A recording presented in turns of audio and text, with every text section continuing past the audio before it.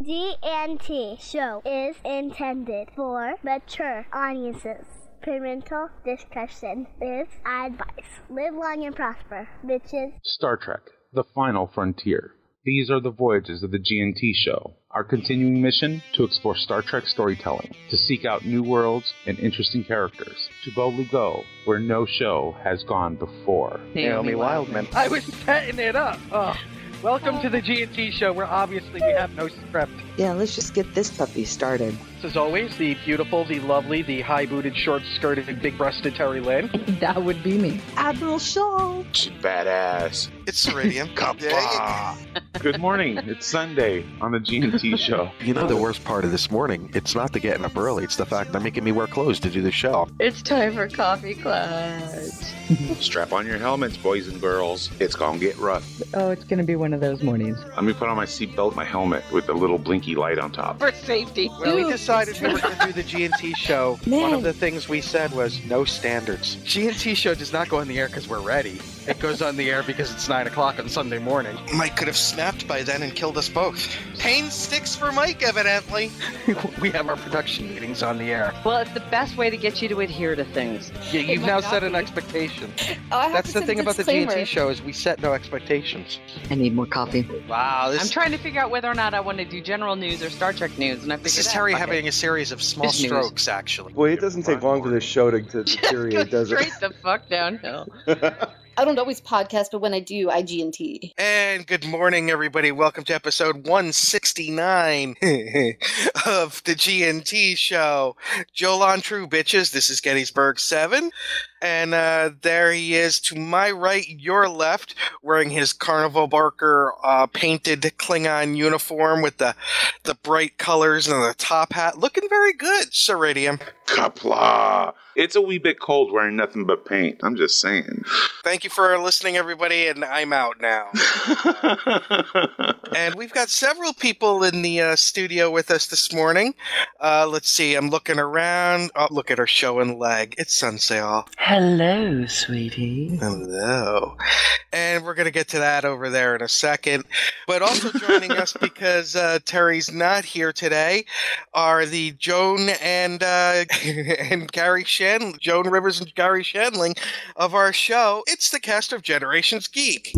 Hello. Woo. Welcome. Did you hear the oomph in that woo? that was. All right, let's get this out of the way. Why is Baz in the studio stabbing people, not bringing Tim Tams? Surprisingly, I haven't actually stabbed anyone. Not so bringing far Tim in this year. Tams? I brought you Tim Tams. What? During Las Vegas, I brought you Tim Tams. Yeah, well, that was like months ago. Did you bring any now? They actually in the mail? Hard to fit, it's a bit hard to fit down my internet connection. The speeds are a bit slow, so, the replicators don't work all that well. All right, why are you here? Parental guidance is suggested. There was a time, not all that long ago, Aliens stole my daddy. The Spork of Doom. Eaten by a big nebula. His big gnashing teeth comes right at your throat. Okay, so we end up going time travel, and then you find out that the guy who planted the bomb, he kind of looks like Crazy Harry. You know, the guy who blows stuff up. a boom, boom, boom, iconic villain statement. No, I can't leave you, Slippy. And he's like, no, don't leave me, Star Fox. And I'm like, oh no, but there's a better one out there. Meanwhile, at the Hall of Justice. My name is Kurt. James. Congratulations, you're fully dilated to 10 centimeters. There'd have to be a big Gorn that walks around going, "Hey, you guys!" I know classical French foil. Dressed like Luke wanting to go to Tashi Station. Coat hanger in one hand out the window. Fucking Marv is just recasting Cheers. Ba-da-ba-ba-da-ba. I've since I actually self-published an ebook that I've been working on for some time. That's pretty awesome, Baz, I gotta tell you. Congratulations. I'm so happy for you. Pretty awesome. Yeah, I'd like to thank you guys from the GNT show for encouraging and supporting and both me and other writers, including Hav and Jesper and everyone else. But I suppose I should get into the details of what I've written. Hey, Sure. What's it about? It's called Carver Failed Expectations. It's about this military guy, Corporal John Carver, who was the squad leader of a recon team in a war. He led a mission, and things turned quite bad. And now he's many years later, he's been recruited into a Black Ops unit to do some one-man Black Ops stuff. So he does that, and action adventure, got a bit of a bit of Indiana Jones vibe, I think. But he's got many issues that he's got to work around, both dealing with drug cartel and his own mental stuff. So that's what I've. Where is it set? Is it set in Australia? It's set in a fictional country called Babylonia. Babylonia? Really? Love it. Yep. Okay, this is both semi-serious and semi-joking. How many times did you stab the script and then have to go and revive it? There is at least one stabbing in the story. I won't say how many for sure. But as terms of writing it, since it's all electronic, I didn't really stab the script at all. Well, right on, Baz. Congratulations. I did pick up a copy, and I am looking forward to reading it. I mean, it's not every day that one of our listeners actually, writes a book. That's not true. We have a whole segment for Dayton. Dayton listens. I also do have to especially thank Jesper for helping me edit it. She is so awesome. Yeah, I'll leave links to the Amazon and other stores where you can buy it, and I've also created a Facebook page for it. Soon to be coming a Google Plus as soon as I can work out how to do that. Right on. Well, I'll include links in the show notes. Thanks, Baz. All right, thank you. Congratulations, Baz. Now go back to sleep. See you later, G&T. Yeah, now go back to sleep. Good Lord. Yeah. It's like Wednesday morning at 2 a.m. or something. Good night, guys. Good night. See ya. Bye. Well, all right, now we can. Now that he's gone, where's the blood wine? He was double dipping the chips. Oh. Did anybody else see that? He was double dipping the chips. Yeah, I missed it, but ooh, party foul, dude. Good morning, everybody. How are you? Good morning. Good morning. Good morning. And the kid is here. And I'm so glad the kid is here, because the last time that we had Scott on, he just straight out neglected to tell the kid that he was coming. He ditched. That is not what happened. I was completely upfront about my appearance. She forgot. I didn't remind her, but... Did the bandit dump Jerry Reed? No, I don't think so. Wait, she forgot? I was at work or something, and he told me once, and then not again. I think you were actually sleeping when I was actually on the show. I was not. Mike, yeah, well, that makes more sense, because he was on the show at 9 or 10 o'clock at night when we taped it. Yeah. Mike, do you notice our stories getting muddier and muddier? Yeah, you probably weren't sleeping, but you were just down in your room. I just thought that you would pop up at some point, and then you never did. Mike, you notice her story's getting muddier and muddier, though? Somebody call Harry. Uh-huh. I don't remember. Exactly. How you guys doing? Kirk, my friend, come closer. I'm in trouble. We're doing all right, I guess. I'm tired and frazzled. I have to go to work in about a half an hour or so. You're going to leave her here with us? Yes, which I have mixed feelings about. Sunsail will make sure nothing happens to her.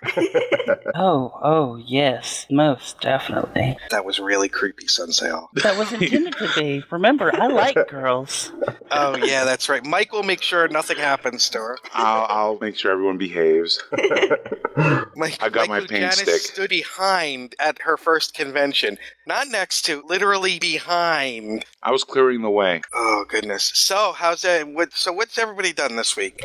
I've been writing like crazy on a group of books for kids about invasive species. Right on. How's that going?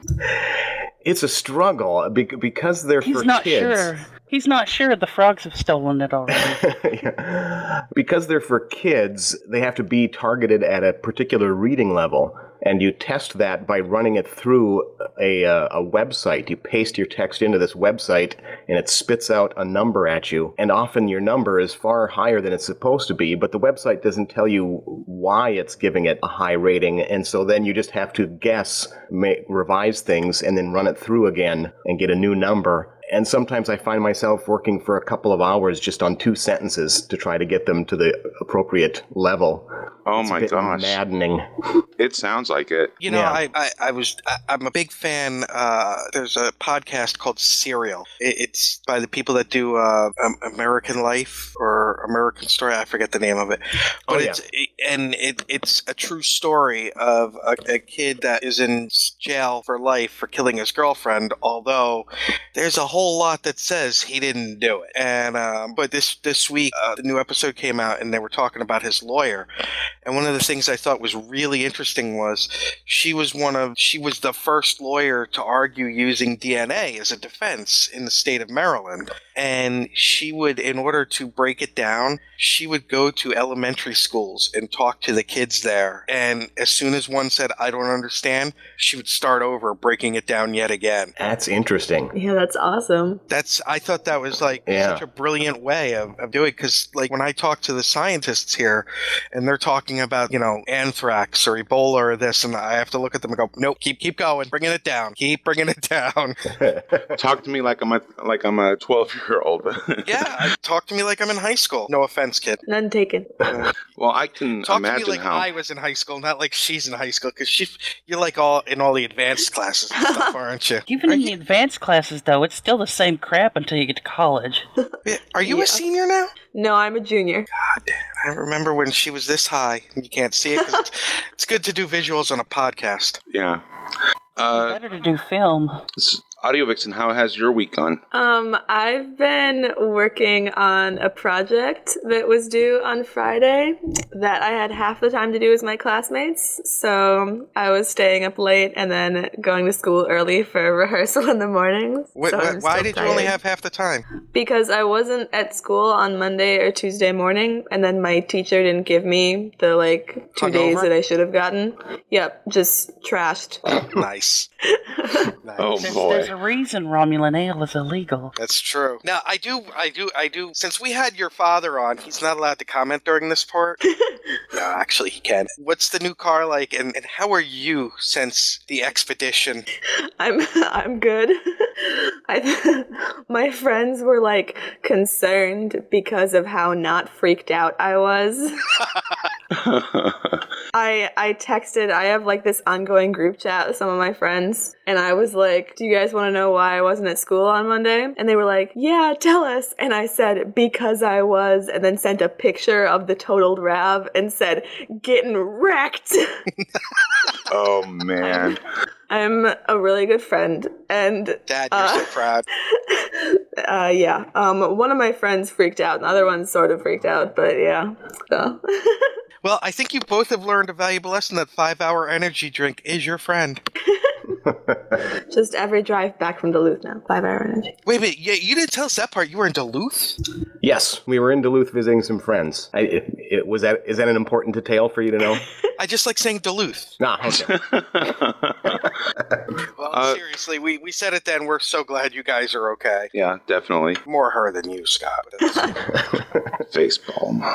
How about you, son? How's your week been? I hate you again, Stowe. We'll get into that later then. Yeah. Yes, we will. If I'm still here. Okay.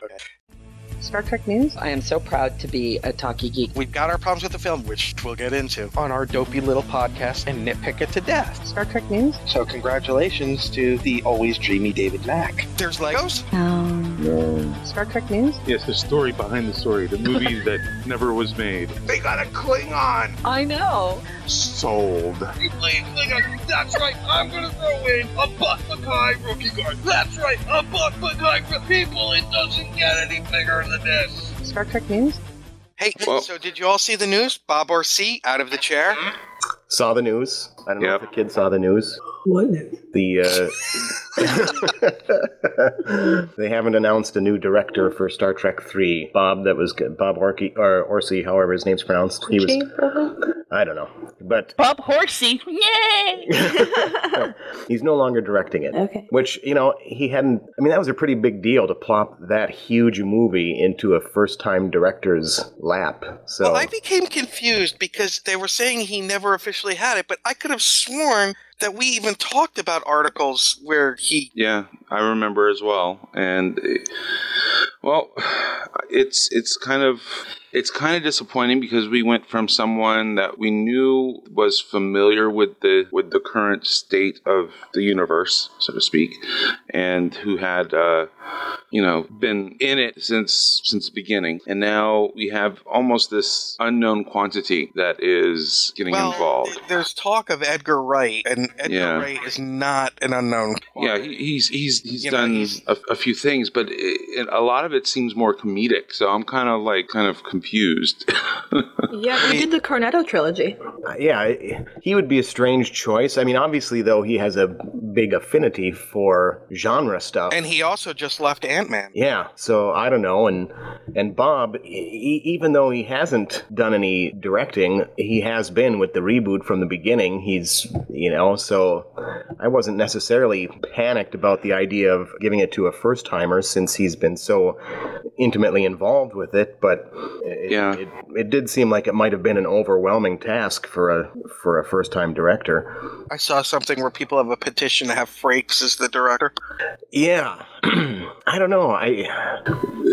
Don't you think that he'd probably also want to send it back to script? I gotta be honest, his style doesn't really match the first two Bad Robot ones. Yeah, I don't know how nice a fit it would be to plop him into the new universe. I mean, I really liked some of his work on Next Gen, but I don't know. Yeah, it's a mystery. It'll be fascinating, pardon the expression, to see who they pick. Mm-hmm. Well, if they want to get this thing out by 2016, they better start kicking ass. Yeah, they got to get going. Because we're just, two and a half weeks away now from 2015. So, God, very true. 2.5 weeks away from 2015. What the hell? Aren't hoverboards supposed to be here by now or something? Oh, don't start. Wait a minute, Audio Vixen, so you're in the class of 2016. Yes, I am. How awesome that it's the 50th anniversary of Star Trek. I did not realize that until now. So for your graduation gift, you're going to ask your father to take you to Star Trek Las Vegas for the 50th anniversary? Oh, absolutely. Nice. Sorry, Dad. Vegas all the way. You know who I'd like to see directing? The lovely Roxanne Dawson, also known as B'Elanna Torres. Yeah, she did direct a whole bunch of stuff. Yeah. She directed 2 episodes of Agents of S.H.I.E.L.D. That's true. But, again, her style, would it fit into the JJ-verse? If you saw the Agents of S.H.I.E.L.D., yeah. Okay. Anything would be better than all that lens flare JJ had, honestly. Well, I'm not complaining. Oh my God. Did you watch? See, this was the segue. We watched. I just want to say this publicly. In the first season, when everybody else was hating Sky and saying, get her off the show, I was already in love with her. So back off, fanboys. I called that a long time ago.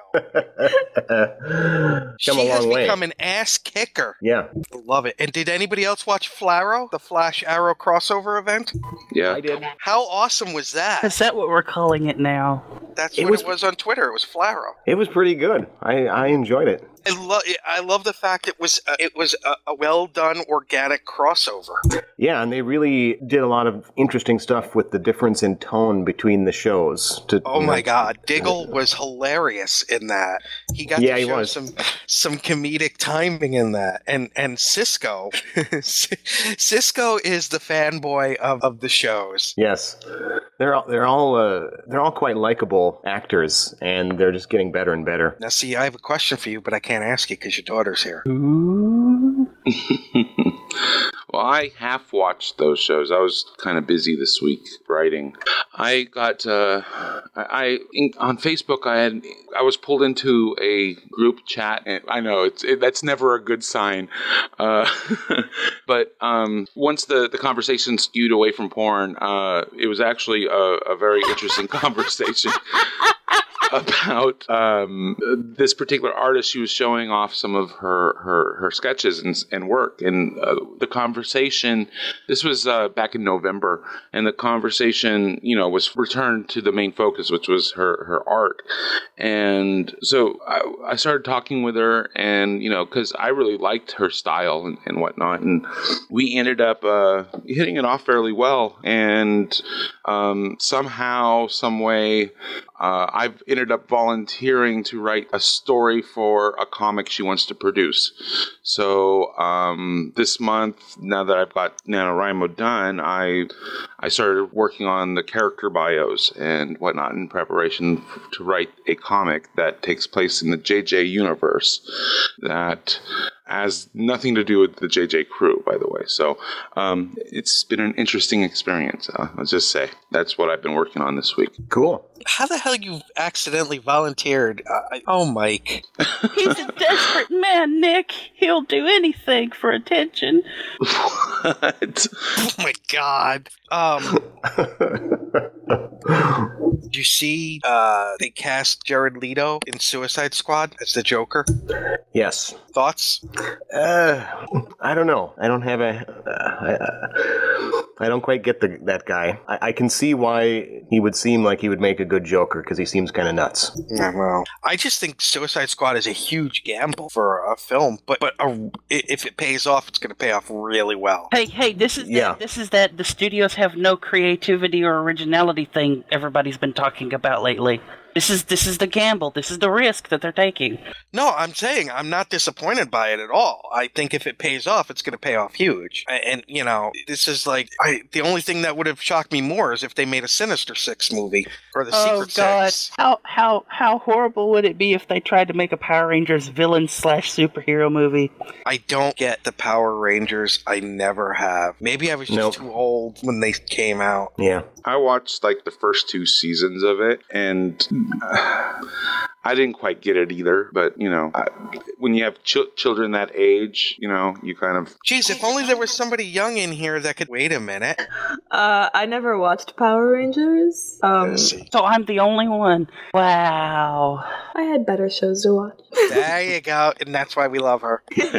She was probably watching Dexter's Lab and stuff. I remember Dexter's Lab. And the Powerpuff Girls. Oh my gosh. Yeah. SpongeBob? Jimmy Neutron? Yeah, well, you know who Jimmy I met? Neutron. Invader Zim. You know who I met a couple of weeks ago at a convention? The woman that did the voice of Kim Possible. Are you serious? Yes. Cool. She even did a... gosh. Mike, do you have the plug to play? I'm not prepared to play anything this morning. Oh, yeah, we even got her to do a bumper for us. Yeah. Hi, this is Chrissy Carlson Romano. You know me as the voice of Kim Possible and Uneven Stevens. And I never, ever, ever listen to the GNT show. That's the best. Yeah, and oh god, she's hot too. But she's pretty awesome. Oh, and speaking of Allentown Convention, a final wrap-up note. Congratulations to Runic Studios and Gigi Edgeworth. They made their Kickstarter. Edgley, sorry.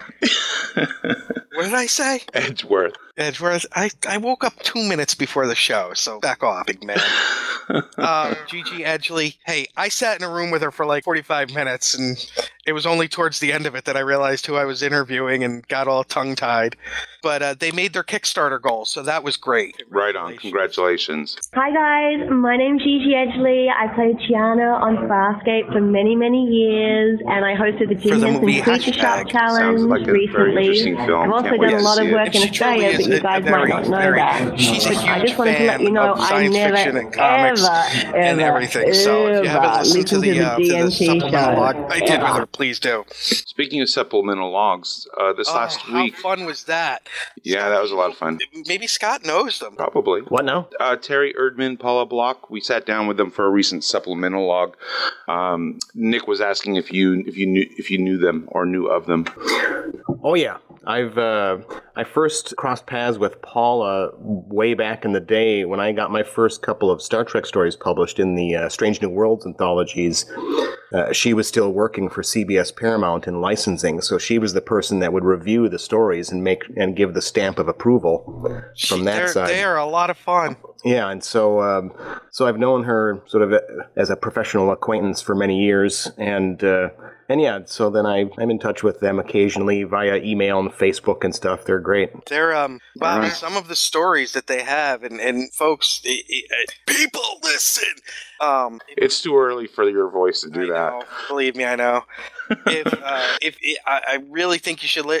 Terry gives a really cool story from working, being on the set of Star Trek V. A really cool DeForest Kelley story. His McCoy story. That was some backstage stuff that's just really fun. But I mean, how often do you get a Star Trek V from the set story? Yeah, and of course, I'm just horribly envious of Terry's hair. He does have good hair. Yes, that's awesome. So yeah, we sat down with them on Wednesday and had a great time. That supplemental log is out already, so check it out on our site.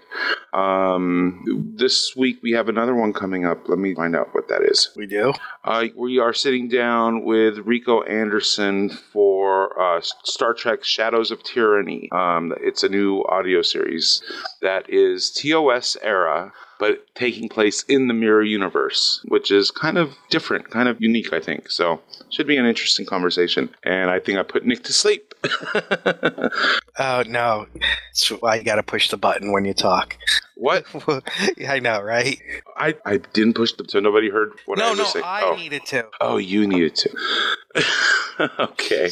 That would have been hilarious if Mike thought he hadn't. You had Mike freaking out there. Yeah. So, Mike, do you have other news for us? Oh, yes. Let's see. In the world of comics, Star Trek New Visions, the Made Out of Mud comic is supposed to be coming out, I believe, this coming week, December 10th. It's the photo comics where they retell or they tell new stories with images from the original series. Mm-hmm. So that's kind of fun.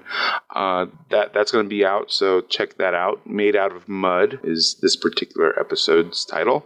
Let's see. Also on StarTrek.com, we have new product. They have a new business card holders. Have you seen these? No. Oh, they're so nice.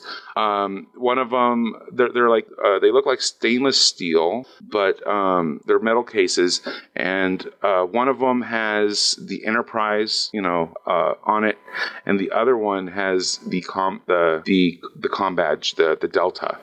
So very snazzy looking. I'm tempted. 26 years ago today, Elementary Data aired. 26 years. Wow. Yeah. Let's take a moment and think about how old we suddenly feel. And one of us still had a decade to go before we were even thought of.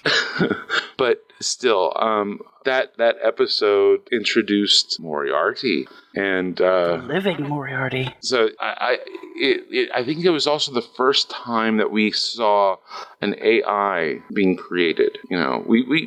Which has become like old hat in Star Trek, but I thought that was worthy to note.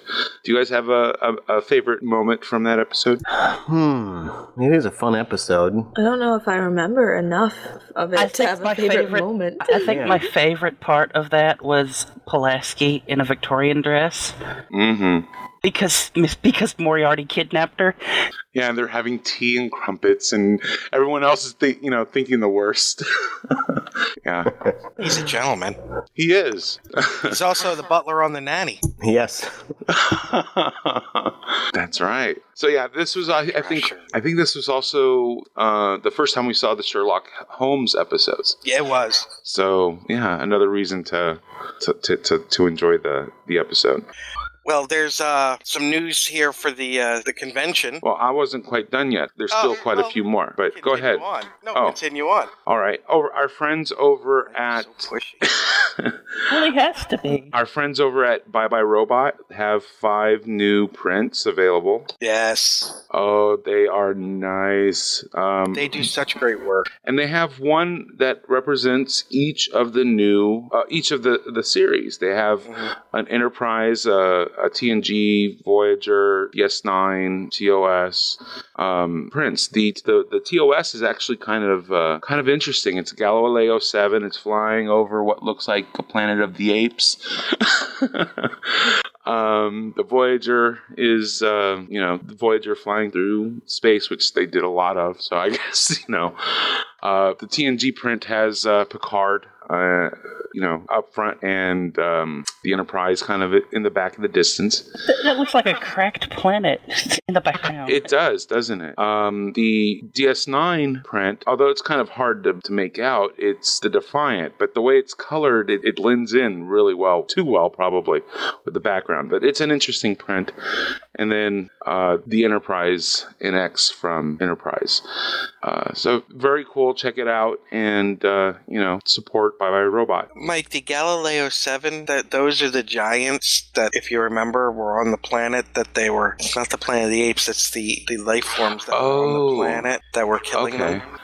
Weren't those Mugatu? No. No, those are the... Mugatu was only in a private little war. Okay, that's right. That's the episode where they, vented whatever energy was in the tanks to make that trail around the planet. The flare, yeah. Yeah, so that they could be rescued. For our tabletop gamer friends out there, let's see, what is it? The NECA Whiz Kids, the Attack Wing series, they've released some new pieces, a new wave 10. They've got the Mirror Universe Regents flagship as part of it. And that's going to be out later this month. So if you're into the tabletop gaming thing, you might want to check those out. It's a big fort, Negvar. Oh, that's a beefy ship. Anyways, moving along.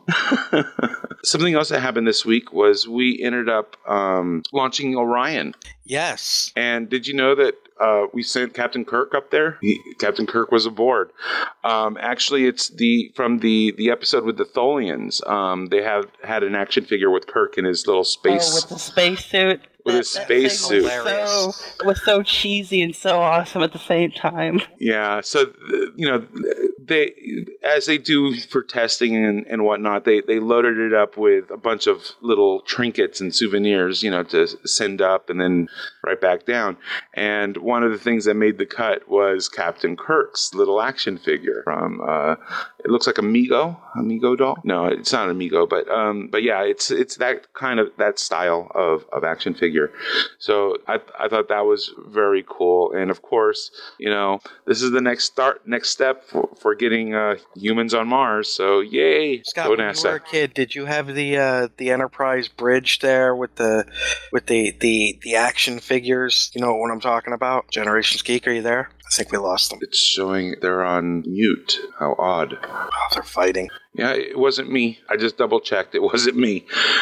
Wouldn't that be terrible? They had a crash earlier this week, and now somebody's run into their house. Dude, what is wrong with you? I'm a Romulan. I think that way, okay? No. You think he hit it by accident? I think it's a possibility. Okay, This is funny.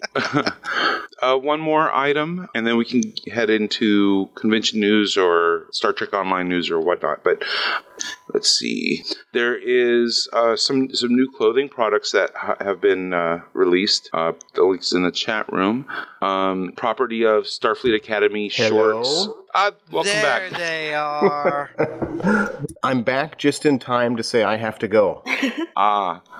Have a nice day at work, Scott. I will try, and thank you for joining us. I'll leave the kid in your hands. Yay! She's in fine hands. See you later. The babysitting part. Yeah, she's gonna babysit us. Look, interesting. Scott's leaving and Lem shows up. Interesting. Like they saw each other across the room. All right, hey, Audio Vixen, you can curse now. Good to know. You can curse now. So just wait till the door closes and he's really gone, though. Yeah. Yeah, he's not gone yet. He's putting on his coat. And is he doing it like real slow, like, you know?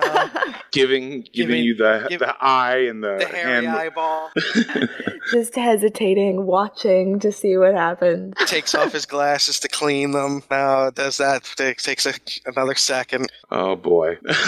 Pats down his pockets to make sure he has everything. But ready. back real quick with the products. There's, as I was saying, there's a lot of new clothing items that are coming out. Starfleet, like that women's tank top one. Yeah, that is cool. That would look good on somebody I know. So, are you talking about Terry? No. I think he was talking about Janice. Oh yeah, her too. Oh gosh. Oh God. Oh boy. Police are going to come and arrest Nick now. Party foul. Fantasizing about the teenager. Really? No, God, no. It was Janet. No, I was. Oh my God. Sensei, I'll just go stand in the corner till we call you back. But also one of the items on the page is Star Trek lapel pins, and you can get them in 3 flavors. The command, the science, and the engineering, which is cool. So, yeah, I think that's all the Star Trek news that I have right now. So we can move along. Shall we just start right off the bat with a Las Vegas update? Are we still talking Vegas, right? We are. Talking about Vegas. Yes. You're coming to Vegas, right? Star Trek Las Vegas may take place every August, but on this show. This is where we hang out the rest of the year. Exactly. The crew has been fatigued now from so many months in space, and they need to take a break. The landing party has been down to check out the terrain while the crew gets ready to play. They say there's only plant life living on this lovely rock, but a rodent appears wearing a vest. Well, we've got April 6th to 9th, of course, is the convention for the 49th anniversary. Guests this year include William Shatner, Walter Koenig, Tim Russ, Max Grodenchik, Jeffrey Combs, Casey Biggs, Vaughn Armstrong, Armin Shimmerman, Ethan Phillips, Andre Bormanis, Nicole Dewar, Brian Fuller, Andrew J. Robinson. That's a huge get. That's always a good. I love that. Alice Krieg, Connor Trenier, Dominic Keating, Mark Alimo, Tracy Coco, Julie Cobb, who was in an episode by any other name, but if you've seen her from she played Greg Brady's girlfriend on the Brady Bunch once, so that right there is enough. Rosemary Morgan, she was in Voyager. Olivia DeBeau. Oh, I didn't even notice. Olivia DeBeau from True Q. Sia Batten, Clyde Kusatu. He was Admiral Nakamura. Right on. Michael Dante, who was in the episode Friday's Child. John Billingsley, Linda Park. Hoshi. Yeah. Very nice. Kaylin Gorg. Now, she's got the umlauts, so I'm not really sure how it's pronounced, but she played Jake's wife on DS9. Oh, future Jake. Right on. Yes, in The Visitor. Sherry Jackson, who was in What Are Little Girls Made Of? She was the android Andrea. And once again, Salome Jens is scheduled. So right on. Sorry, I had to sneeze. So pretty good there. Yeah, sounds interesting. It's going to be fun. Now, before I forget, there was something. Farragut Fest is supposed to be. Yeah, it's this weekend. I couldn't make it. Yeah, I couldn't make it. So if you're in the Georgia area, around Kingsland. Kingsland, yeah. Yeah, Farragut Fest is it's Kingsland according to this article. Okay.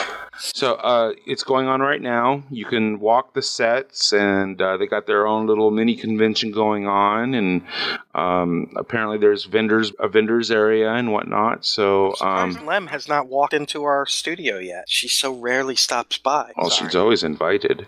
Oh, I know. She knows. Does she know?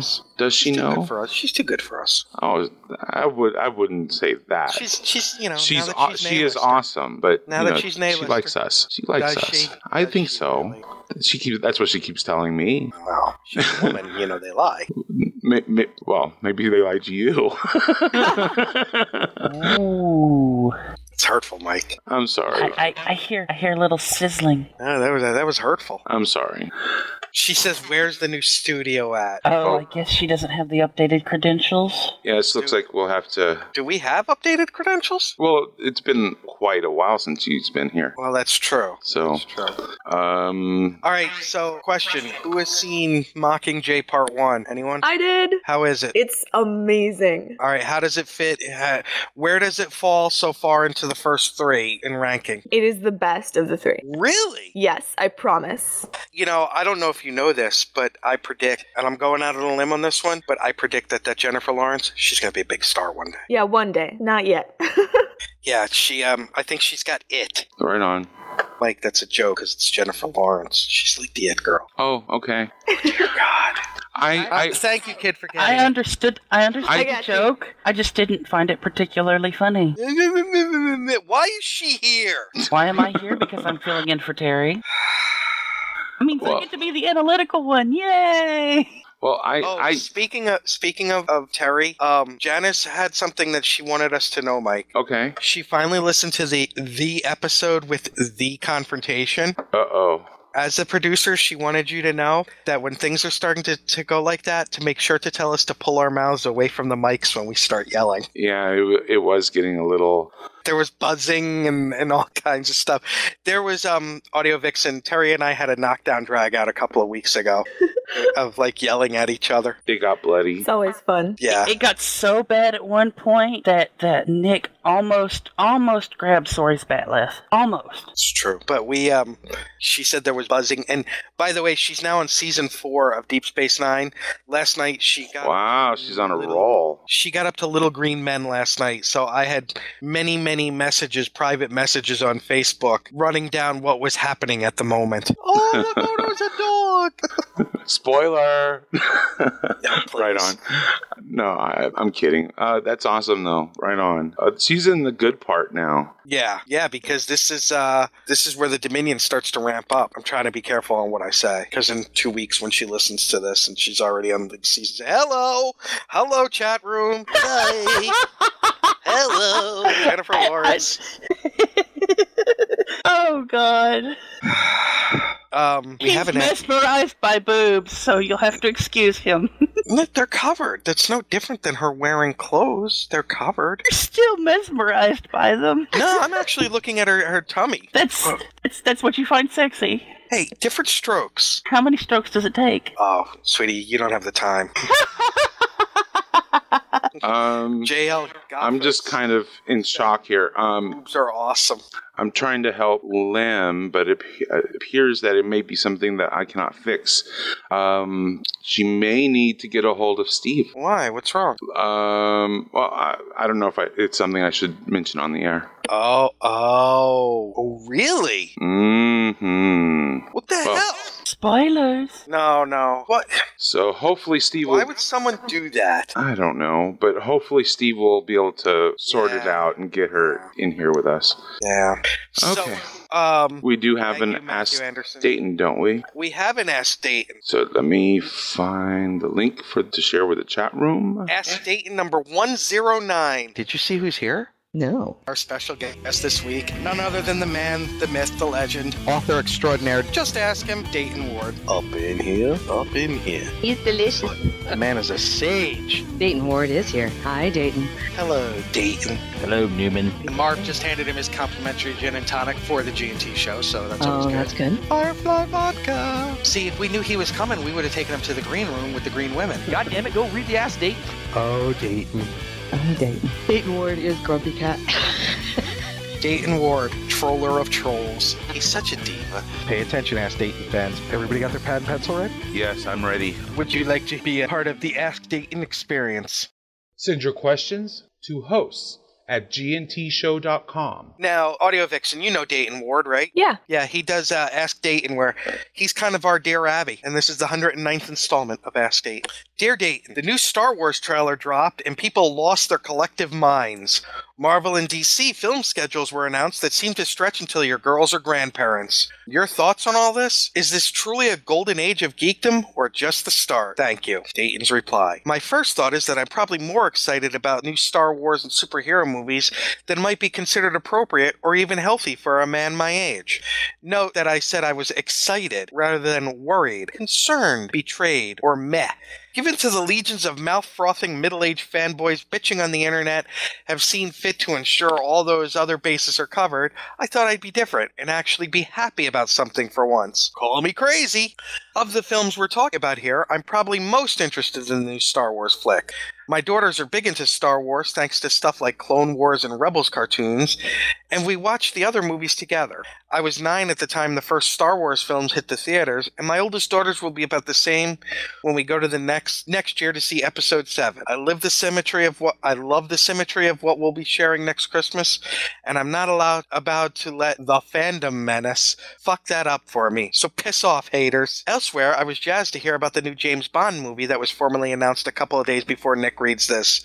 I'm even interested in Terminator Genesis, if for no other reason than I think I need to smoke a giant bowl before I have any hope of understanding what the hell that movie is trying to do. It is a little odd. It seems a lot of the trailers seem to point to it essentially rewriting the original Terminator movie altogether. Yeah, yet there's supposed to be they like flip it on its head too, and it's like weird. Well, even in the trailer, it talks about they basically are setting up a multiverse for the Terminator. Kid, are you a fan of the Terminator films or the Sarah Connor?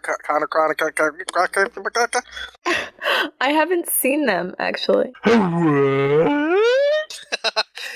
I'm actually surprised by that because you're pretty well versed in the whole geek thing, so I'm actually surprised by that. I don't know. I mean, I didn't see Star Wars until just a couple of years ago. So. Now, did you see the remastered or the re-remastered or the ultra remastered of the Star Wars? I saw the original and then the remastered. See, that's pretty awesome that you got to see the original before you fucked it all up. Yeah, it was good. Well, at least he didn't add lens flare everywhere. But Dayton, I can hear someone saying, as they've been doing nearly 2 weeks since the Star Wars trailer dropped, all Hollywood's doing is rehashing the same old crap. They've run out of ideas. Blah, blah, blah. Shut up. There are plenty of movies out there that aren't sequels, prequels, or reboots, but apparently nobody goes to see those movies. They're too busy running to the multiplex to catch the latest sequel, prequel, or reboot so they can dash home and slag it on Facebook or Twitter. Between mainstream and art cinema, film festivals, direct-to-video, and direct-to-streaming services, there are hundreds of films released every year, most of which will come and go all but unnoticed. Meanwhile, our attentions are focused on whether Rise of the Paranormal Expendable Transforming Vampires on the Planet of Lost Armies 3 will make $150 million in its first 5 minutes of release, because if it doesn't, then it's a fucking flop. Am I right? Now, don't get me wrong. I love loud, fun action movies of the sort of which Hollywood studios tend to hitch their wagons. I enjoyed the shit out of Guardians of the Galaxy. Okay, who didn't? Okay, Guardians of the Galaxy, right? I am Groot. Greatest movie soundtrack ever. Well, there are the people who still haven't seen it yet, so. I am Groot. Greatest soundtrack ever. Mm-hmm. I enjoyed the shit out of Guardians of the Galaxy and Dawn of the Planet of the Apes. I loved Dawn of the Planet of the Apes. I think that Apes reboot has been phenomenal in those first 2 movies. Anyone? It's really agree? good, yeah. Yeah, right? In Dawn, when the orangutan spoke, did you get the goosebumps? Yes. So good. That was great. And that look that Caesar gives at the end when the human is leaving. Yeah. I became frightened. That was the first time I got frightened of Caesar. I have like a thing about big apes. I'm terrified of actually because they're so strong. Yes. And it's really easy to set them off without noticing it. I'm terrified. Just all the time. That's because wild animals. Just saying. But but I love. And what's his name? The dude that starred in Dawn of the Planet of the Apes. He was also in Zero Dark 30.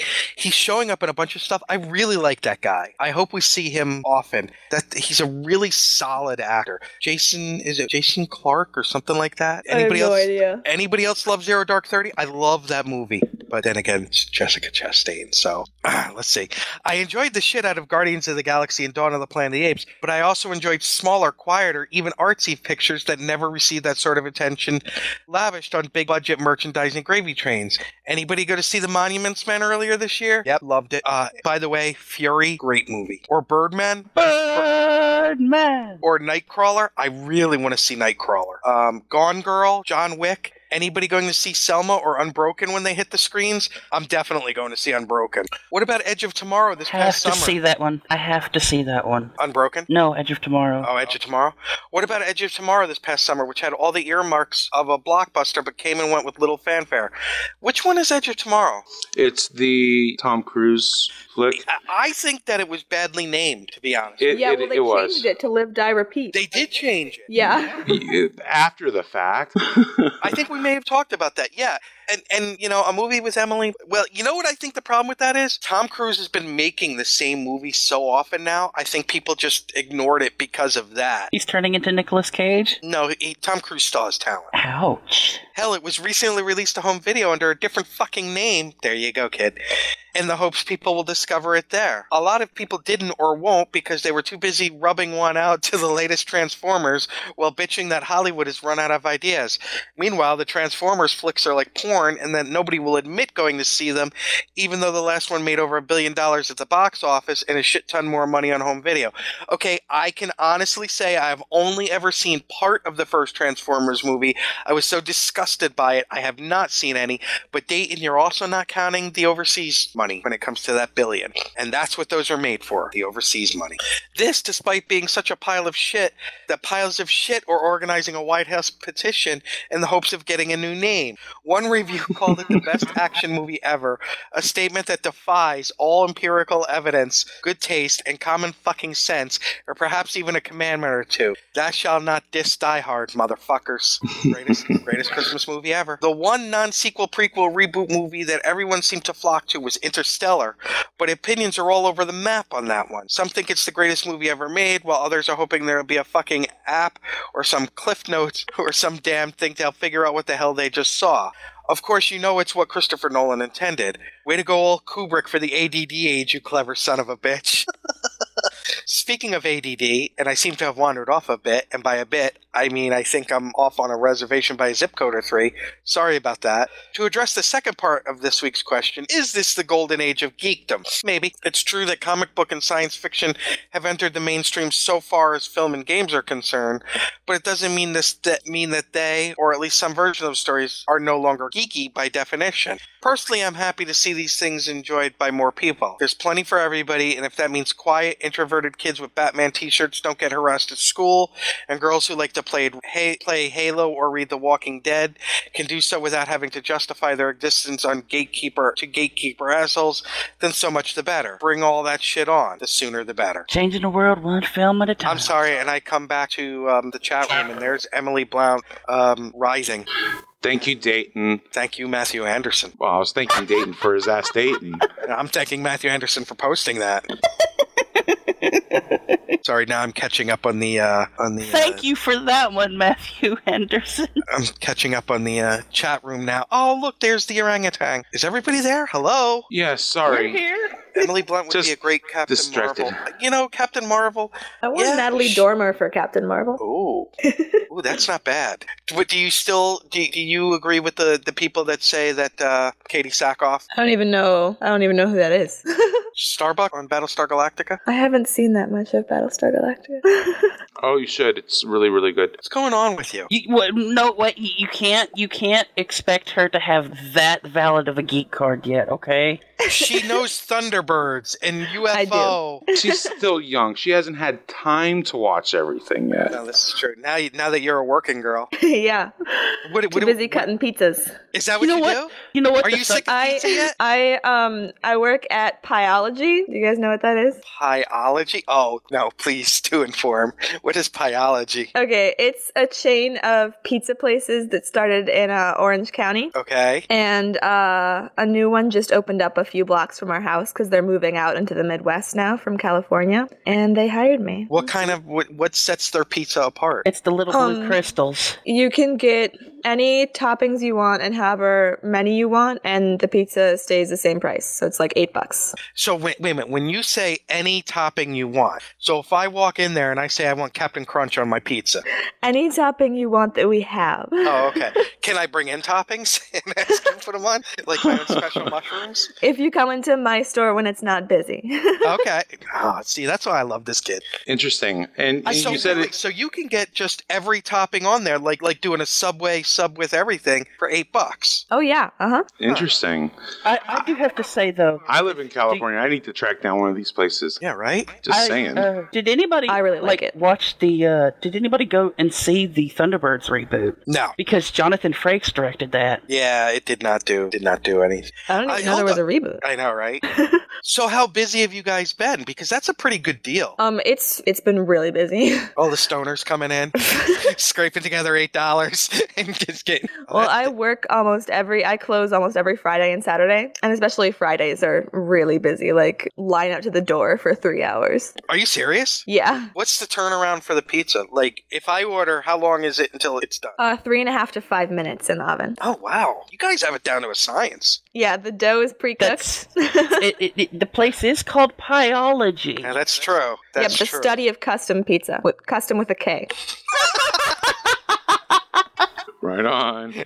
Now, how close are you to the Mall of America? About 15 minutes. Right on. That's cool. Yeah, because I've always wanted to visit there. It's pretty great. They had like a Star Trek exhibit not too long ago. From the experience? Yeah. Oh, wow. So you got to see it. Yeah, it was amazing.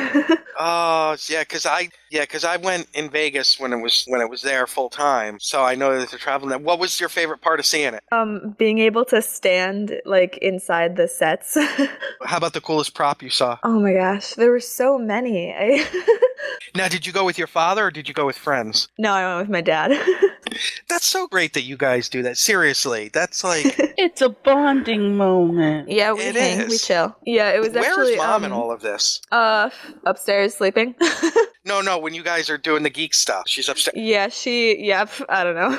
What is that on that pizza? Is that French fries? French fries and jalapenos, it looks like. It's a chili fries pizza is what it looks like. That does. Stoners everywhere. I'm sorry, you were saying, so that's something you and your dad do? Yeah. That's cool. It was actually my Father's Day present. He hadn't realized it was in town. And so sometimes we go to MOA for the Lego store, and there's this awesome crepe place there, so we'll go and like get Legos and stare at the things we can't buy in the Apple store and then eat crepes. So I was like, okay, take us to MOA. And he was like, all right. But then I just sort of led him up to the exhibit. Did his jaw drop? Yeah, it was pretty great. That's really cool. Did he give you the big hug and tell you he loved you and then run away and go run to the exhibit? We were both pretty focused on getting inside. Right on. That's cool. Do you see are you in our chat room? Because people are posting all kinds of pizzas now. Is that a Frito-Lay pizza? It is. Yeah. What the hell is that? Onion rings. Looks like empanadas. Oh, empanadas?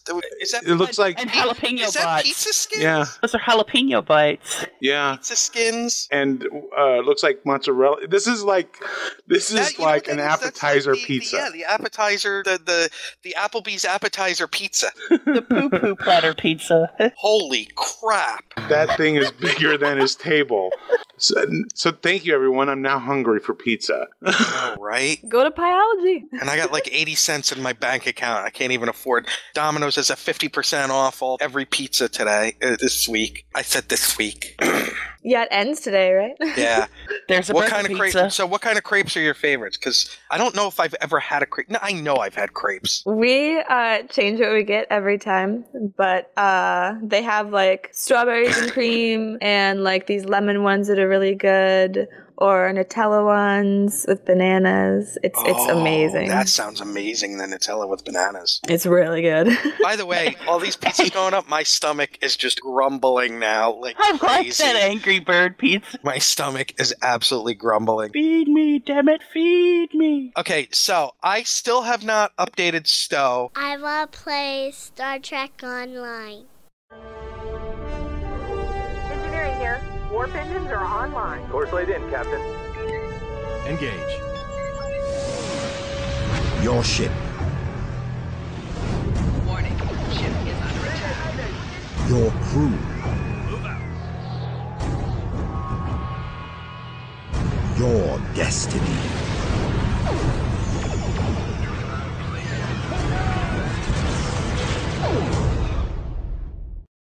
And I probably won't for about another week or two. But what had you raging, Sensei? Well, the winter event started this. Oh, is this the one with the presents that move and everything? Ooh, lamb. Presents that move? Yeah, where the person stands there and the boxes move around down at Star Academy. No. That's the anniversary event. No, this is the winter of Go to Q's Winter Wonderland, which is now totally Frozen inspired. Yeah, I got that vibe. It definitely, it's like Elsa just went down on it. It's like, I mean, it looks nice, but yeah. Hey, there's a Mortal. Say that again. There's a Mortal Kombat pizza in the chat room. Yeah. Finish it. So there's a new event for the winter event, and it's called Tides of Change. And essentially, you're fighting assimilated snowmen. They're snowmen Borg. But the problem is, people have already figured out the meta for how to beat it. So people who have a very specific type of winter weapon can't quite always participate, which means you don't get the rewards for participating because you never get a shot off. You never get to participate because you're not killing anything. Well, this seems like, oh, okay, I can just go do other things and get what I need to get what I want. The problem in that lies with the content being locked. Like for the rewards that they give away, you have to do 5 of that new event or 10 of that new event to get stuff. And I know Terry's not here to go, well, this is the way businesses do this. But to me, this seems like Cryptic sitting there going, okay, we need people to do this event, so we're going to do this and lock all this content out, so when the event is over, we can take all this stuff to our investors and go, hey, look, people are playing our content. Well, you have to keep in mind also a few of the items that were readily available, a lot of the items that were readily available right off the bat last year are now gated. So things that like being able to get your costumes, I think all of those pretty much you had to run it at least once in order to unlock it. And then it's like 5 times to get the new stuff. Now, I've seen complaints that on some of the sites that people just, they just can't finish it for some reason. Like, well, see, this is the thing. This new event, the way that they've got all their new little gadgets and gizmos and stuff in the new event, people are setting up, and the 2 best weapons to have to play this content are the Hail, which is the gumdrop dual pistols, or the Snowblower, which is essentially the snow version of the flamethrower. And people can I just break in here for a second? In a Star Trek game, did you really just say gumdrop pistols? It's Q's Winter Wonderland. Get over it.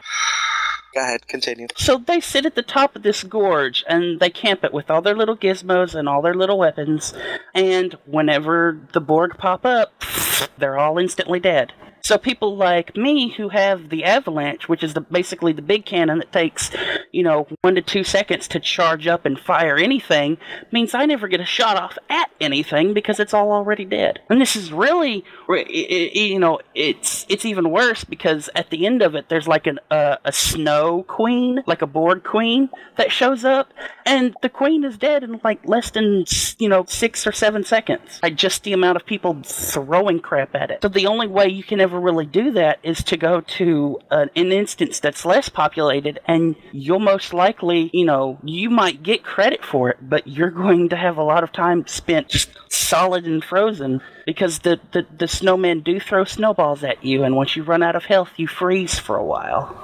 Well, Matthew Anderson just posted in the chat room that fixes for the winter event are coming, according to the Tribble notes. So it includes. Whoops! Chat room scrolled on me. Slow down, guys. I'm trying to read here. Let's see. It's now easier to gain completion credit for Tide of Ice. It's also going to be account unlocked, so you can once you unlock the items in the store, it becomes you should be able to. You don't have to run Tides of Ice on every single character, apparently. So let's see what else. Updated ship discount functionality for the past ships. Looks like that's going to be in place. And then some other fixes, looks like. So it looks like the issue that you brought up should be resolved in the next patch, hopefully. I hope so, and hopefully I have the internet to run it. So meanwhile, Audio Vixen's sitting there looking at the screen going, I have no idea what they're talking about. Well, since we've complained about the Winter Wonderland, let's talk about let's fill people in on what exactly it is, because we may have people listening that have never played the game. Yes. In Star Trek Online, every winter, Q appears. And because Q is Q, he brings this magical gift of transporting us to his idea of a winter wonderland. And it's filled with all kinds of little decorations and events that we can participate in for really cool prizes, like ships, or costumes, or weapons that we can't use anywhere else except inside the winter event. But except for this year. This year we get kit modules that now we can use these kit modules outside of the winter event now. They added Neelix to it as well. They replaced the cooking guy from last year with Neelix, which I thought was a really nice touch. Which was a good touch. And I think he also is doing voiceover, Ethan Phillips, I think is doing voiceover for other characters in the winter event. I will say that the last time I played, when you come across... because I haven't played in a while just because of various reasons, one of which being bandwidth. But when you go to the Talaxians, Ethan Phillips as Neelix, he just slid so beautifully into that. It really was just so much fun. You know what I mean? That role, it really is him. Yeah, and it's just so much fun. The excitement in Neelix's voice and everything. He could just, it's wonderful. Oh! Here's the thing from the greatly... so they already knocked down the voice actor for the Winter EPO researcher, because last year it was insane. Wouldn't you like an EPO friend? That was everywhere last year because it was so just mind-grating. And they reduced it for this year, but they're reducing it again in this patch. Yeah, because it is still excessive. But I believe... I said, Lord Jesus, I ain't got time for that. I believe the voice is... It sounds like Zeronius Rex is doing the voice on that. And I can listen to her voice all day, though, but, you know... it was very cool. All the little creatures, even you. Yeah, I love that. So God, I miss her. The new ship reward for it's not a race. It's doing the timed lap around the Wonderland, is a Breen Sar Thlan carrier. It's a Tier 6 ship. It looks pretty mean. Hey Nick, how do you feel now that the Romulans finally have a full carrier? Took them long enough. Cause this may be a Breen ship, but it's technically the first Romulan carrier. So yeah, that ship is one of the big rewards. As Sun said earlier, there are others such as new weapons for the Q event. There's a new warp core. They made a Ghostbusters pack that fires an ice beam. It's basically like a Ghostbusters pack. The little thing that sucks up the aliens. It's just I forgot what I was saying. Now I have to watch Ghostbusters today. The new warp cores for the Breen set. There are new warp cores that you can get. There's also a new for your kits. There's a piece for the engineers, the tactical, and the science. Some of the other rewards, there's the abominable, I can't even pronounce the word, abominable snowman pet, which is from the classic Rudolph the Red-Nosed Reindeer. It's a Mugatu reskinned to look like the Bumble from Rudolph. There's a new Nanopulse Batleth and Lurpa. They are green this time. Let's see. Oh, here's the kids. There's a new little hat too. Jespa, that ferret trying to jump is hilarious. Oh my god. There are 3 new jacket colors: Rustler, Frost, and Mistletoe. I just have to say, if new jacket colors is the big news for the game, then yeah, it's in a state. It's kind of in a state. Yeah, I won't deny that. Now, to be fair, they're still coming off of Delta Rising and doing some fixes there and everything. So, speaking of which, I have an article from Massively. I read that one. That talks about the state of Star Trek Online and why it's a mess right now. Well, and he makes a good point. I mean, up till this point, before Delta Rising came out, they had, 4 years to fine-tune and tweak and get everything right, and then all of a sudden they released the new level cap, and, realistically... Half the people couldn't even log in. I mean, it did take me over a month to be able to get back into STO. Did we lose Mike? No, I'm here. Did I interrupt you? I apologize. You were saying, Mike? I don't know what I was saying anymore. They had 4 years for the level cap. And then they released Delta Rising. He made a good point. Things and stuff. Everything broke. He's rereading the article.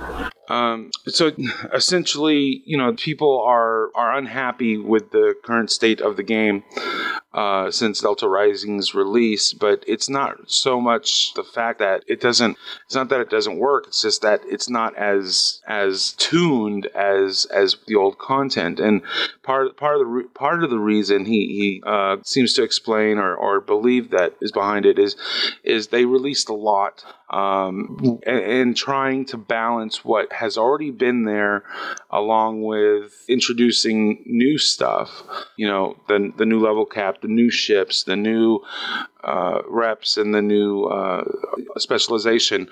It was just an awful lot all at once, and it just kind of, while trying to maintain balance with what was there before, just kind of toppled everything over in a sense.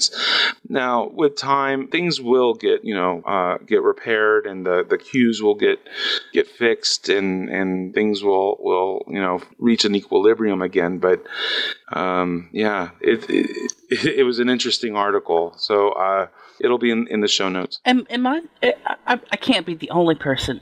But I have to ask, am I the only person that really thinks that this whole Delta Rising expansion so far, at least story-wise, has been more of a featured series than 10 levels of level cap? Because it doesn't really seem like there's enough content there to justify a full 10 levels. Don't get me wrong, the story is great. There's just not enough of it there to justify 10 levels to me. The last thing that I've been through was helping the Talaxians on their asteroid thing, so I can't really comment on that. I mean, a lot of people go, there should be more content, and yeah, I agree there should be more content, but at the same time, I understand this is kind of a free-to-play game, so they get a limited budget, both.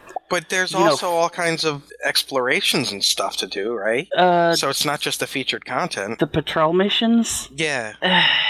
I really didn't even like patrol missions before. Why would I enjoy them now? Just because of the Delta Quadrant? Now you're just being too picky. Well, there's also, I believe there's 3 new queues that have been added. Really? I've only been able to play the first one. Well, one of them unlocks at level 60. Another one unlocks once you reach... Bug Hunt unlocks once you complete... Bug Hunt? Bug Hunt. Oh, Bug Hunt. That one unlocks when you complete the Dragon's Deceit story mission. And then I think the first one, which is the... Borg Disconnected. Borg Disconnected. That one's available right off the bat. 50, yeah. Yeah, so there are, I think, 3 new queues, as well as the patrols, which I've done once, but it looks like that is kind of the way you need to level up. And they did increase the experience given for those in the recent patch to help with people who are at, in cap to kind of continue gaining specialization points. But yeah, it's just, I don't know. It's still way too difficult, in my opinion, because if you can't get through it on normal in a pug, there's no way you could, not unless you have a team of everybody having at least level 13 gear before you could even begin to go into an advanced with it. And that's exactly what Cryptic said they wanted people to do, which means people will have to spend a whole hell of a lot of dilithium. Dilithium for what? Upgrading their stuff. Oh, upgrading to Mark 13. Equipment. Yeah.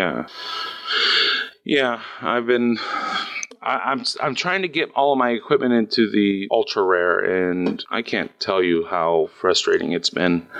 So yeah, Hippie John has, although he hasn't provided a link, he says that there's a new Foundry challenge. So I have no idea what that's about. Just that there's a new Foundry challenge. So hopefully he'll provide a link and we'll have more information. But till then, there's a new Foundry challenge. Oh, that was his review of the new queues. Actually, what they did was Bug Hunt is essentially, they kind of blatantly ripped off Starship Troopers with that mission. I mean, it's not even an homage or a parody. It's just kind of like a blatant ripoff of Starship Troopers. And then what we have for Borg Disconnected is kind of like a Foundry mission, which was called Starship Royal Rumble, I believe. Which was like all the different factions you could have in the Foundry as enemies pit against each other in like a huge Royal Rumble. And if you made it to, you're essentially fighting off waves and waves and waves of all these different ships. Well, that's kind of what Borg Disconnected is. You're referring to his the hippie reviews. Mm-hmm. Well, I was talking about the Foundry Challenge. Oh, okay. You were just going to say something, Nick? Yeah, I was going to move off of Stowe and into some other stuff. Yeah, I think we're done with Stowe. Hey, Audio Vixen, I have a question for you. What's that? Why do you hate bagels? I do not hate bagels. What's up with that? I do not. You're the one that posted it. Is this about my status? Yes. My quote status? Okay. Was that one of those ones that then somebody else would have to post something? My friends were on my computer and decided that they wanted to go onto Facebook, but I was signed in, so they posted 3 statuses. That's horrible. I would never, if someone left their Facebook or their Twitter open, I would never go on to their stuff and post something as them. I can't do that. Well, it was like harm. They said like what? Like I'm ugly, and then something about bagels, and then like we're hotter than Ella. So not too much damage there. No, not my very friends clever. are the best part of me, or something like that. Is what they said. When we were in Vegas this summer, Baz, who was here earlier, he sillily got up and left with his Twitter open, and then I noticed it. So Baz posted some things on Twitter. I thought you said you would never do that. I was waiting for Mike to say you lie. He's a fake! Oh, cinnamon and sugar bake. God damn! People are posting some serious food porn here this morning. Now, today is, of course, the anniversary of Pearl Harbor. So, memories to that. It is also the 35th anniversary of the opening of Star Trek The Motion Picture. Not gonna lie, loved it in the theater. Motion Picture gets the award for scariest part of a movie that isn't a horror movie. The transporter scene? Yeah, that's pretty vicious. Ooh-wee, that was terrible. And just gruesome to think about. Although, I still think the scariest part of that movie was McCoy's beard. Nothing. I liked his beard. You liked that beard? Well, I liked his beard. He could have stood to have it deforested. Oh, God. DeForest Kelly'd. Hey! Hey-o! Don't I like her puns. on, kid. I like puns, but that one made me groan. Are those Supposed to make you moan. Are those pizza bagels? Yes, they are. Stop it. Stop it. There's a sushi bagel. Is that a bagel? No, that looks like a... Get that hamburger bun out of here, you freak. Although, let's talk for a second. That whole McCoy scene, the jumpsuit, he had just come from the disco. The jumpsuit basically opened to his navel with the chains and that big fucking Dan Haggerty Grizzly Adams beard.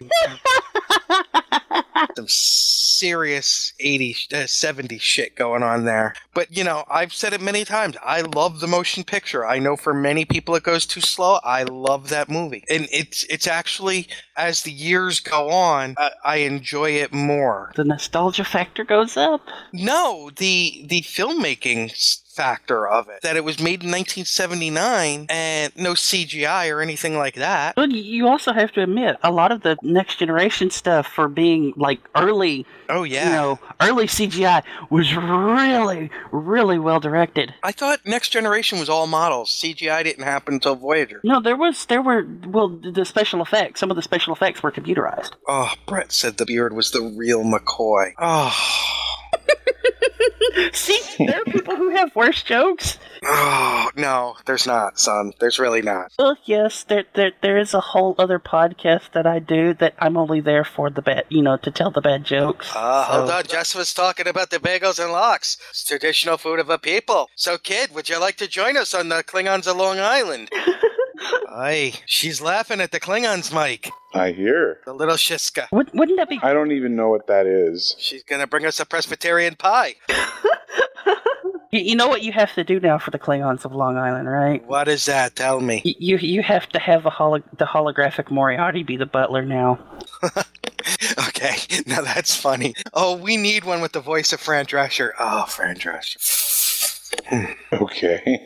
Oh, hell yeah, for the Klingons of Long Island. That's right, Jesfa. But come in. That was more Peter Griffin. That's because there was a guy doing it. What's the matter with you? Shut up and eat your gefilte fish. Your gefilte tog. Look at Jesfa says, hold on, I have that.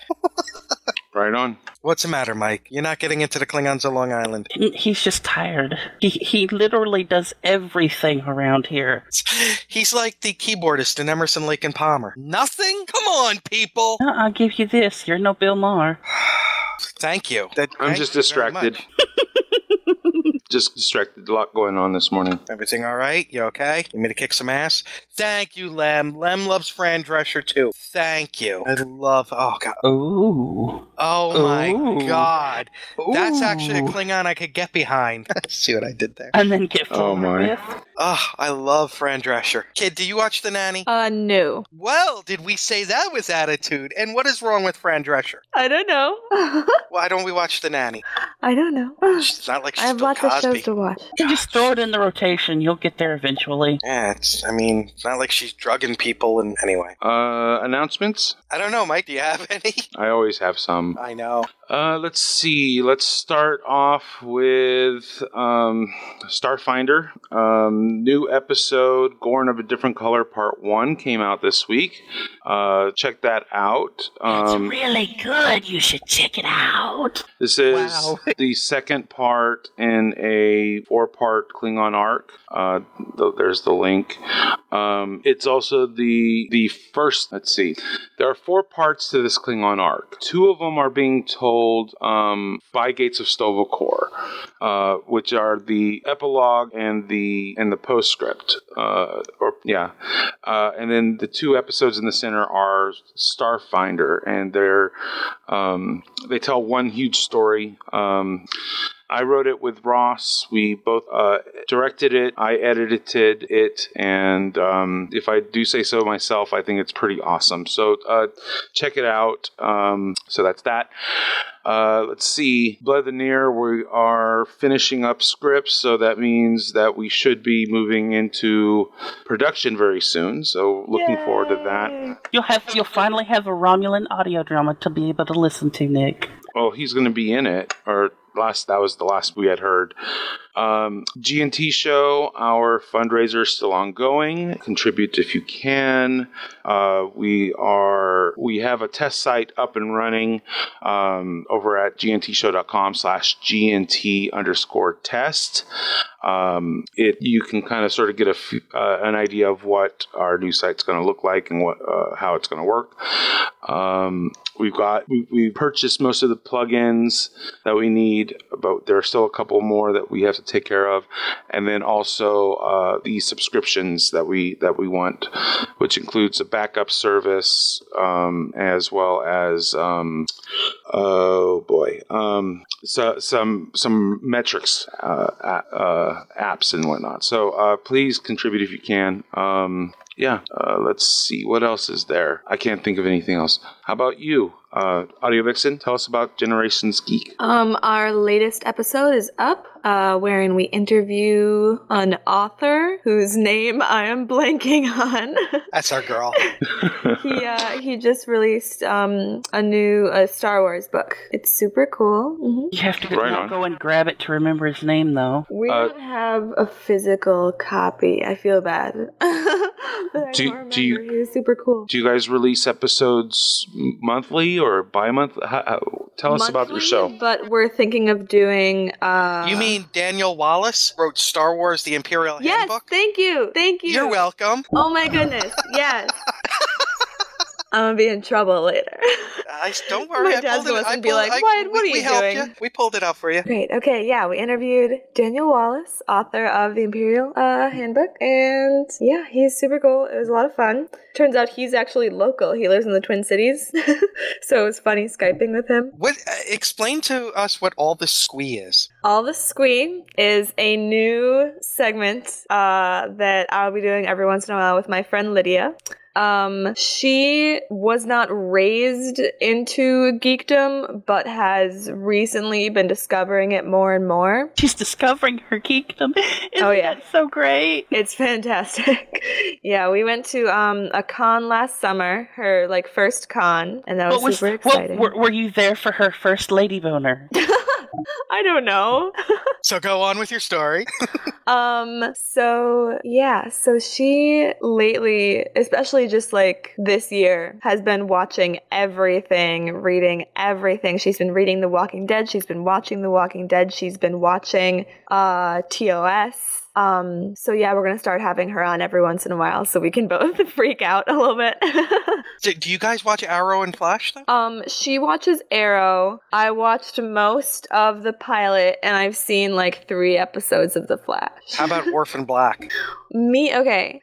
Generations Geek watches Orphan Black, but we're super behind. Okay, I just finished season 1, so I still have to watch season 2. We haven't seen any of season 2 yet. It's horrible. But what a great show, though, right? Yes, it's fantastic. I was talking to somebody. We were recommending it to somebody who was on a Tolkien panel with my dad, and we were like, "Yeah, we haven't seen any of the new episodes at all, but it's the best show ever. Watch it." You guys had on, if I remember, Piers Bizzani, who did the book about the making of 2001: A Space Odyssey. Piers Bizzani, yeah. Yeah, Bizzani. That's a pretty interesting because there's a lot of it's Kubrick, so. Yeah, that was super fun to talk about with him, and it's funny because he knows everything about it. So any question you ask, he just has an amazing answer. That's it, Mike. That sounds like Terry when we interviewed him and Paula M. Block. Yep. Terry was a publicist for film studios. So yeah, he's got some some fun stories. Why is Marv still posting the most amazing food porn? Because he's getting off on it, and now so are you. Oh my god! So what do you have coming up on Generations Geek? Coming up, I'm so forgetful in the morning. Okay. I think we have another interview. It's the hangover. Yep, I'm trashed, obviously. I got that. Now, here's a question for you. Did you see the movie John Carter? Yeah, we both did. What did you think? I thought that it didn't stand up to the book at all. Well, actually, though, I thought they did a good job of incorporating a lot of the book. They did have a lot of it, yeah. But I think that is a great example of Disney totally failing in the marketing of something. Yeah, I mean, I don't know. I mean, just the title, like John Carter was like, why didn't they didn't even have Mars in the title? Like, you it's know such the an reason exciting why? story. Because Why? Mars Needs Moms had failed Oh my God. at the box office. So they said no more Mars in the titles. Mars Needs Moms had other problems. Yeah, exactly. And well, they could have called it Totally Not Recall. you're gonna insert the crickets there, right, Mike? That being a Disney film, Audio Vixen, I said they had dropped the ball. They had the single greatest Disney princess that they really did. Zero you never saw anything of her, anything. And talk about a real princess and a role model for girls. Somebody that the boys could look at and go, "Oh my God, who is that?" They had everything as far as the Disney princess stuff with her. Oh yeah, well, and really, like, actually, she could have been like a really good role model. I remember a scene in the books where she's like, well, because she's kidnapped and stuff like every other princess, but she just like she's a fighter. Mm-hmm. I remember one scene in specifically where she's like out in a sandstorm, yes, and she has to fight someone. Yes, such a good scene. And she's like talking about she's like keeping her mouth closed, but then they're just like fighting. Like, it's great. Yeah, that's that, and it's it's so hard to believe that book series was written like 100 years ago. Yeah, it's really like it's vintage. It holds up so well. It really does. Those are amazing books. I need to reread them. You can download them for free on Kindle. We have all of them here. We have physical copies. Oh, what well, do you pardon think me, this is? princess. Looks like look at Matthew Anderson putting a picture of her in the chat room. I guess because she wasn't animated, they don't count her as a princess, or what's the deal with that? I have no idea. She could have been the best Disney princess. Oh my God, yes. And yeah. And now I did understand the whole clothes part that they had to do. Yeah. But yeah, now I'm so let down because they really could have had a tentpole production there. It looked good. It was, what the hell? Yeah, I was excited, but I don't know. That chicken's been undressed. So, do you have are you working on anything? You writing anything we should know about? Anything? I don't write anything of relevance. Well, okay. I was just, what was that? It shouldn't stop you, though. It's a bacon bra. There was something I was going to ask if you've seen. Oh, crap. I lost it. I was going to ask if you've seen something because I was going to say then we need to have you back on to discuss it. But I know you guys did a whole special on the X-Men films, correct? Hello? Did we lose her? I don't know. Did we? I think the chat room scared her away. Hello? I know, I'm There pretty she is. scared. Yay. You guys did a whole episode on the X-Men films? Yeah, that was super fun. My dad hadn't seen all of them before, and I had like basically marathon them like 2 or 3 times. So yeah, he was watching them for the first time, and I was watching them for the 3rd or 4th time, and it was really like interesting and so much fun to talk about them. What's your ranking? What's the best one, do you think? Oh my gosh. First Class is really, really good, but I really think Days of Future Past gave it a run for its money. I loved Days of Future Past more than I could possibly say.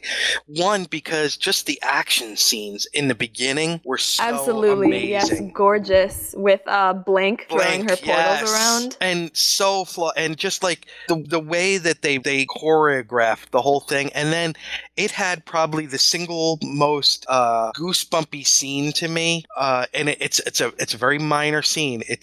First of all, Ellen Page was back, which, yay. Anyway, Magneto turns around to walk outside during the battle, and doesn't say a word, and just the awesomeness of that scene. You know what scene I'm talking about, right? Yeah. It was just filled with so much awesome. Just him turning around and walking out. Well, Ian McKellen just had such a presence too. Exactly, and that just was like, that's what that scene was all about. And Jennifer Lawrence is Mystique, super good. Yeah, of course.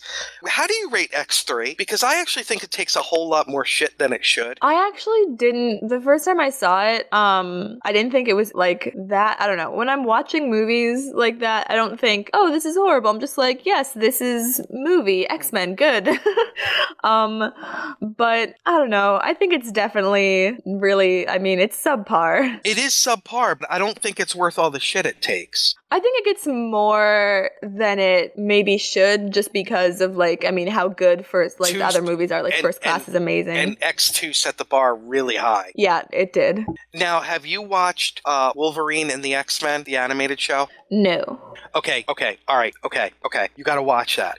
And remember, it's on Netflix, that it came out before Days of Future Past and all that, because they do the whole Days of Future Past plotline before that movie ever came out. That's awesome. And it's really, really good.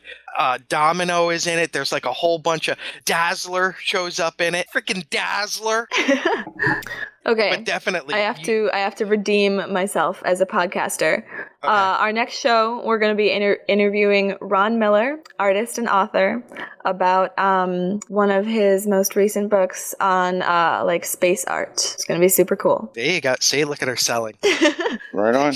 Redeem yourself as a podcaster. I feel bad. I couldn't remember anything. I can't. No, your dad does all the pimping, doesn't he? Yeah. He has it down to a science. Well, we want to thank you so much for joining us. Yes, thank you for everyone. Inviting us. Oh, you know you have an open invite, right? So if you're awake, just show up, surprise you. Right, Mike? Am I right? Yes. Mike is so distracted today. Yeah, a little bit, and tired and angry, and yeah, all kinds of different emotions. I think I'm going to slip into a coma in a minute. Who has leftover Thanksgiving food still? Anybody? No. I think all ours is gone. Are you seriously asking this question? Well, see, I only got to bring one plate home because I was at Kelly's. So I really miss having like a metric shit ton of leftover Thanksgiving food. Yeah, it's kind of all gone everywhere. And nobody sent me any. I don't have your address. It's by design. Oh, cause yeah. Oh, all right. Yeah. You don't want me sending you dildos. There's a kid in the room. Oh boy. Well, I want to take a minute to thank Jespa for all of her hard work, helping us out with the live tweeting and all the social media stuff that she does for us. Thank you, Jespa. You are fantastic. Yes, she is. Yeah, she is. I was trying to think of a good analogy and I failed. Jespa has leftovers. Jespa has leftovers. You do? By the way, Jespa, I will be up in Connecticut December 19th through January 4th. So I take it that's not far from. No, it's not far from her at all. Because I'll be up in northeastern Connecticut, which is not far from where she is. Okay, right on. And I have to let Paul know too. Right on. Wait, where is Paul? In bed asleep, if he's smart. Well, thank you everybody for joining us this week. It's been a lot of fun. I think I'm going to go slip into a coma now. Yay! All right. Thank you, everybody. This was episode 169. And as always, Mike has been working his Klingon eyes to the bone. So thank you, Mike, for everything that you do. My pleasure. Thank you for Generations Geek for joining us. Anytime. Well, you know that. And thank you, Sunsei All. And Baz, congratulations. I know it sucks for me to say something nice to you, but... And we're sorry we couldn't get you on, Steve. We'll get you next time. Maybe. There is no sleep in my immediate future, sadly. Did say get back to work, did I not?